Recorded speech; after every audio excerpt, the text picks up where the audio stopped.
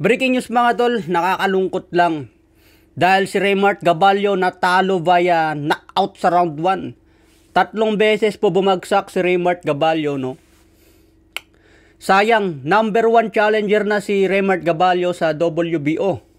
Nang hinayang ako mga tol kasi yung pagkatalo ni Raymart Gaballo, malala. Round 1, knockout.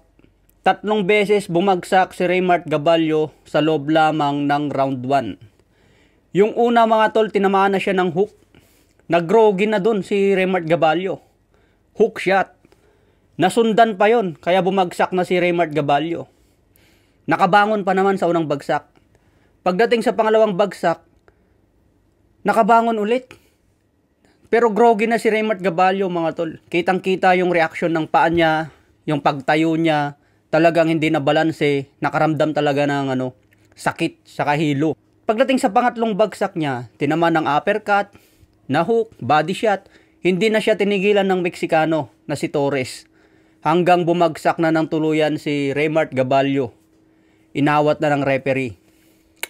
Sayang, ano kaya ang mangyayari ngayon sa ranking ni Raymart Gaballo? Number 1 na po siya sa ranking ng WBO Bantamweight Belt. Hindi ko alam kung bababa ang ranking niya ngayon dahil natalo siya sa isang Meksikano.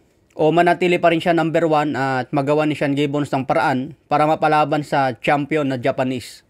Sayang mga tol kasi akala ko kayang-kaya ni Raymart Gaballo kasi hawak siya ni Nonito de Senior. Nonito Donaire Senior na yan, yung nagte-training sa kanya, malupit. Pero ngayon ko lang nakita si Raymart Gaballo na natalo sa loob lang ng round 1. Kaya ang boxing mga tol, hindi mo talaga pag tinamaan ka ng solid sa boxing, kahit sabihin mong malakas ka, magaling, kapag na one time ka, nahilo ka, talagang finish na. Lalo ngayon, itong kalaban niya, si Torres, malakas ang kamao.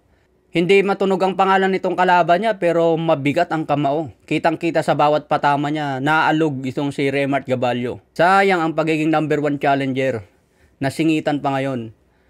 Ewan ko kung anong mangyayari, kung aangat ba itong kalaban ni Raymart Gaballo ngayon, pupunta sa ranking, o manatili pa rin si Raymart Gaballo bilang number 1 challenger sa WBO. Raymart Gaballo, bangon lang. Marami pang laban ang darating. Kailangan makabawi. Ganyan talaga ang boxing. 2 talo na ngayon si Raymart Gaballo. Yung unang talo niya galing kay Nonito the Flash Donaire at ngayon naman galing sa isang Meksikano.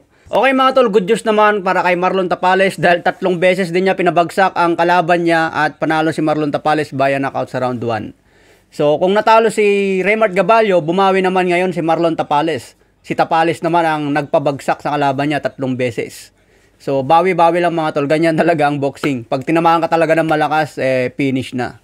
So, panoorin nyo ang buong laban mga tol sa Sunman Boxing. Naglagay sila ng live kanina. Okay mga tol, ingat tayo lagi. God bless po.